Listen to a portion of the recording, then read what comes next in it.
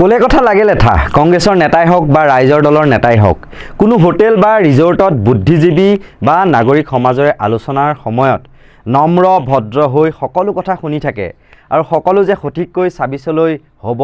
আৰু মিত্ৰতাৰে খেলিব তাৰ সংকল্পও লয় তেওঁলোকে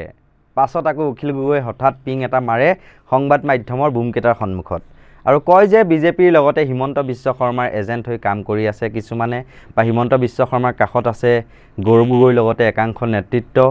এনেকুৱা ধৰণৰ মন্তব্যবোৰ কৰে অৰ্থাৎ বিৰোধী ৰাজনৈতিক দলৰ নেতা হৈও মুকলিকৈ সংবাদ মাধ্যমৰ আগত সমালোচনা কৰে বিৰোধী দলৰে অন্য এগৰাকী নেতাক আৰু অখিল গগৈ অনা এই অভিযোগৰ উত্তৰ দিবলৈ গৈ ফেচবুক লাইভ আহি অখিল গগৈৰ বিৰুদ্ধে আকৌ কথা কয় প্ৰদেশ কংগ্ৰেছৰ সভাপতি ভূপেন বৰাই এতিয়া কোন কাৰ এজেন্ট ধৰিব নোৱাৰা অৱস্থা হৈছে কংগ্ৰেছ নে ৰাইজৰ দল বিজেপি বা হিমন্তৰ এজেন্ট একেবাৰে ধৰিব নোৱাৰা হৈ যায় কেতিয়াবা আনফালে আকৌ বিপাঙত পৰিছে এই একেলগ কৰিব খোজা বিশিষ্ট বুদ্ধিজীৱী ডক্টৰ হীৰেণ গোহাঁইৰ লগতে অন্যান্য সচেতন নাগৰিক সমাজৰ কেইগৰাকীমান এনেকুৱা লাগে যেন মিত্ৰতাৰ মতো নুবুজি নিজৰ মাজতে যুঁজি মৰিছে তেওঁলোক এনেকৈ চাবিছত পুনৰ গেৰুৱা বাহিনীয়ে হাঁহি যে মাৰিব সেয়া খাটাং এক প্ৰকাৰে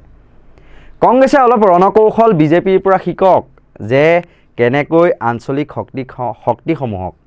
তেওঁলোকে লগত ৰাখি নিজৰ ভেটি মজবুত কৰি ৰাখিছে বা শক্তিশালী কৰি ৰাখিছে আৰু ৰাইজৰ দল আৰু এজেপিয়ে এৰা ধৰা নীতি অলপ শিকক অগপ ইউপিপিএলৰ পৰা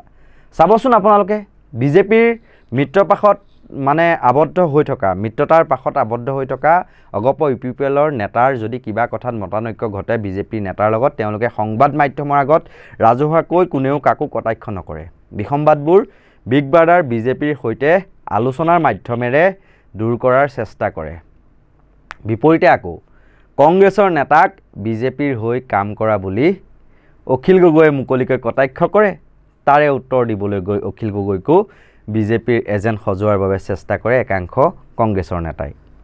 এয়াই আপোনালোকে মিত্ৰতাৰ ধৰ্ম পালন কৰিছে এনেকৈ আপোনালোকে ছাবিছৰ ৰঞ্জিকাৰ সপোন দেখিছে এটা কথা নিশ্চিত সাংগঠনিক দিশতেই হওক বা তৃণমূল পৰ্যায়ত বিজেপিৰ ভেটি বা শক্তি বহুত দূৰলৈ ইতিমধ্যে শিপাই গৈছে বা বহুত শক্তিশালী তেওঁলোক বিজেপিৰ জনবিৰোধী নীতিসমূহ এতিয়াও গাঁৱৰ ৰাইজে একেবাৰে উপলব্ধি কৰিব পৰা নাই প্ৰমাণ এই ভিডিঅ'টোৱেই আগদিনালৈকে ৰাইজৰ দলত আছিল তেওঁলোক আৰু তেওঁলোক চিচিবৰ সমষ্টিৰ একাংশ মহিলা আৰু পুৰুষে পাঁচদিনা আকৌ পিন্ধিলে গিৰবখন আনকি মন্ত্ৰী পীযুষ হাজৰিকাক ভগৱান জ্ঞান কৰি ভৰি চুই সেৱা কৰিছে এইগৰাকী জ্যেষ্ঠ মহিলাই তেওঁতকৈ যে মন্ত্ৰী পীযুষ হাজৰিকা বয়সত কিমান সৰু সেয়া তেওঁ উপলব্ধি কৰিবই পৰা নাই বা চিন্তাই কৰিব পৰা নাই ৰাইজৰ মাজলৈ নিব পৰা ইছ্যু বহুত আছে গাঁৱৰ ৰাইজৰ কাষলৈ বিৰোধী দলৰ নেতা কৰ্মীসকল একত্ৰিত হৈ যাওক আৰু মূল্যবৃদ্ধি ভয়াৱহ নিবনুৱা সমস্যা ক্ষুদ্ৰ ব্যৱসায়িক টেটুচেপা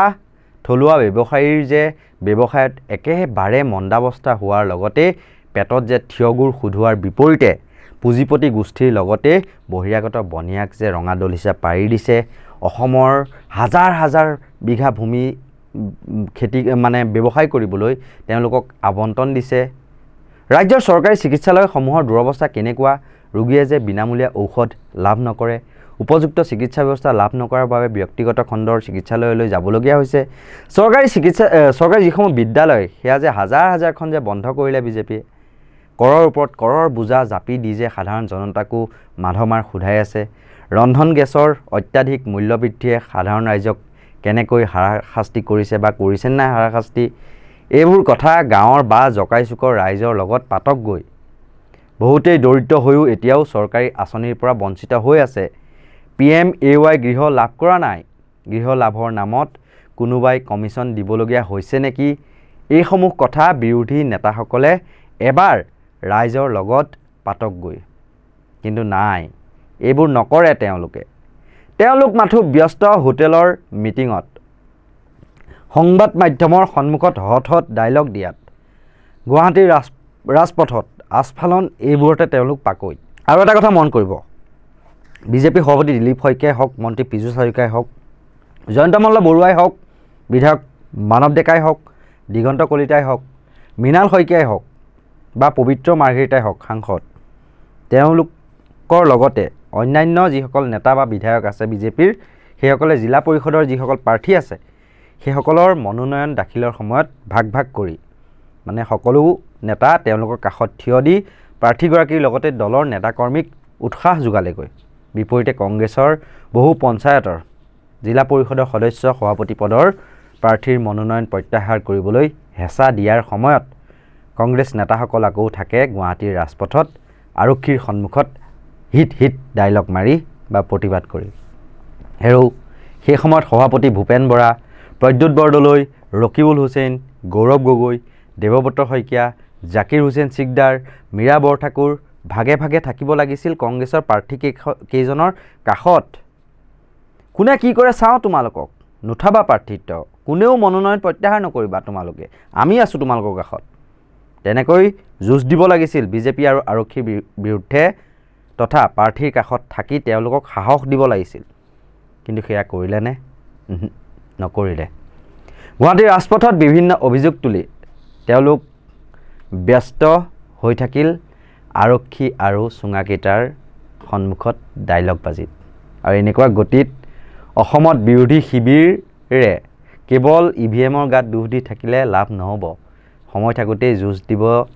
হ'ল আপোনালোকৰ। এয়া সময়ৰ আহ্বান।